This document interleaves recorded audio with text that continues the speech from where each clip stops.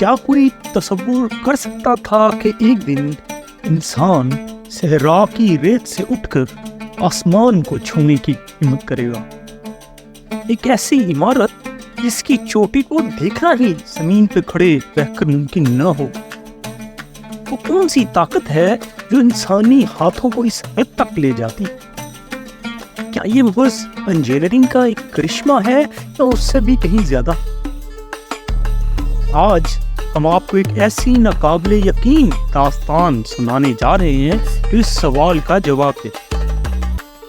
برج خلیفہ، ایک ایسی عمارت جس نے نہ صرف بلندیاں ماپیں بلکہ دنیا کے معماروں کے خوابوں کو بھی نئی وسعتیں بخشی۔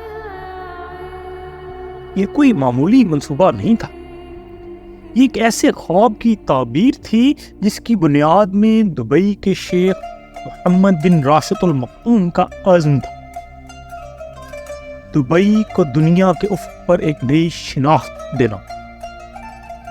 جنوری 2004 میں اس خواب کی بنیاد رکھی گئی اور 4 جنوری 2010 کو اس خواب کی بلندیوں کا اظہار ہوا، جب برج خلیفہ کو باضابطہ طور پر دنیا کی سب سے بلند عمارت قرار دیا گیا۔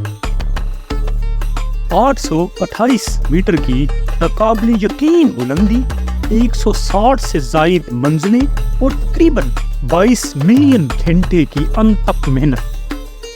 برج خلیفہ ایک تعمیراتی معجزہ ہے جو محض ایک بلند عمارت نہیں بلکہ دبئی کے تیز رفتار ترقی کی کہانی بیان کرتا ہے۔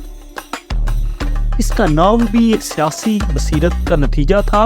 متحدہ عرب امارات کے صدر شیخ خلیفہ بن زائد ال نہیان کے اعزاز میں ان کی مدد نے اس عظیم پروجیکٹ کو ممکن بنایا۔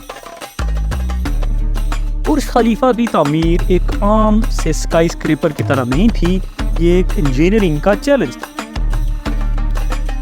اس کا وائی شیپ ڈیزائن، یعنی وائی کی شکل کا ڈیزائن، نہ صرف ہوا کی شدید لہروں کو برداشت کرتا ہے بلکہ یہ اسے ایک ایسا استحکامی طاقت بھی فراہم کرتا ہے جس نے اسے دنیا کی سب سے مستحکم عمارت۔ اس میں استعمال ہونے والا 3,30,000 مکعب میٹر کنکریٹ اور 39,000 یعنی 39,000 ٹن سٹیل دنیا کے سب سے بڑے تعمیراتی مواد میں شمار ہوتا ہے۔ یہ محض بلندی نہیں بلکہ انسان کی تکنیکی مہارت کا بھی نچوڑ ہے۔ برج خلیفہ میں موجود 57 یعنی 57 تیز رفتار لفٹس جو 10 میٹر فی سیکنڈ کی رفتار سے چلتی ہیں، جن سے 163 منزلوں کا سفر صرف 1 منٹ میں طے کیا جا سکتا ہے۔ دبئی، جو کبھی ایک چھوٹا سا ساحلی شہر تھا، آج ایک عالمی مالیاتی اور سیاحتی مرکز بن چکا ہے۔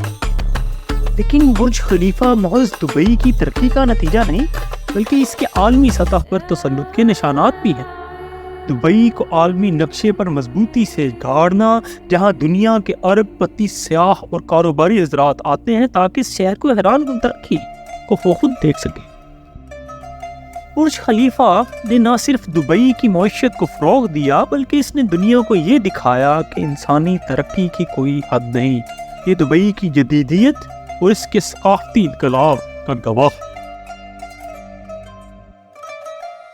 لیکن برج خلیفہ صرف اپنی بلندی میں ہی یکتا نہیں بلکہ اپنے شاندار ڈیزائن اور پرتعیش سہولیات یہ بھی باقی تمام اسکائی اسکریپرز کو پیچھے چھوڑ۔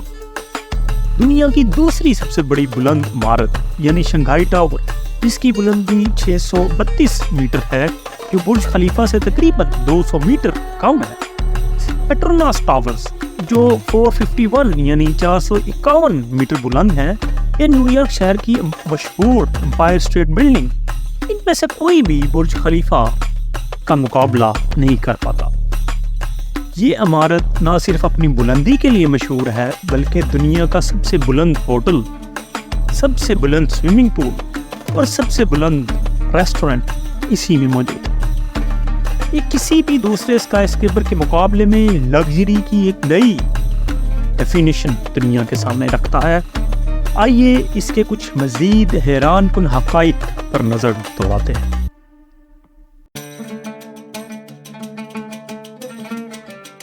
کیا آپ جانتے ہیں کہ اس فلک بوس عمارت کی تعمیر میں 3,30,000 اسکوائر فٹ آف کنکریٹ کا استعمال ہوا، جو تقریباً 1325 اولمپک سائز کے سوئمنگ پولز بھرنے کے لیے کافی، اور اس میں موجود 39,000 ٹن سٹیل کو اگر کھینچا جائے تو یہ زمین کے نصف قطر تک پہنچ سکتا۔ یہ عمارت 26,000 گلاس پینلز سے آراستہ ہے اور ان کا مجموعی ایریا تقریباً 1,03,000 اسکوائر میٹر بنتا ہے۔ گویا کہ آپ ایک پورے فٹ بال کے میدان کو شیشے میں لپیٹ سکتے ہیں۔ برج خلیفہ کی کھڑکیوں کی صفائی بھی ایک حیرت انگیز کام ہے۔ یہ کام کرنے میں تقریباً 3 سے 4 ماہ لگتے ہیں اور یہ صفائی کا عمل مسلسل جاری رہتا ہے۔ وہ عمارت ہمیشہ ایک جادوئی چمک میں ڈوبی رہتی ہے۔ اگر آپ نے کبھی 148ویں منزل کے آبزرویشن ڈیک سے نیچے جھانکا ہو تو آپ دنیا کے سب سے بلند ترین عوامی مقام پر کھڑے ہوں گے۔ یہاں سے دبئی کا منظر ایسا لگتا ہے جیسے آپ دنیا کے کسی اور سیارے پر موجود ہوں۔ نیچے نظر آتا شہر چھوٹے کھلونوں کا سا منظر پیش کرتا۔ برج خلیفہ نے فلک بوس عمارتوں کے میدان میں نیا سنگ میل تو عبور کیا ہی ہے، لیکن کیا یہ صرف بلندیوں کی ایک دوڑ ہے؟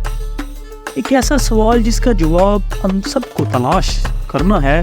کیا ہم نے انسانیت کی حقیقی ترقی کو نظر انداز کر دیا ہے؟ کیا مادیت یعنی میٹیریلسٹک اپروچ ہی ہمارا واحد مطمع نظر رہ گیا ہے؟ کیا ہم اپنے ماحول اور سماجی ضروریات کو فلک بوس عمارتوں کی تعمیر کے پیچھے دفن کر رہے ہیں؟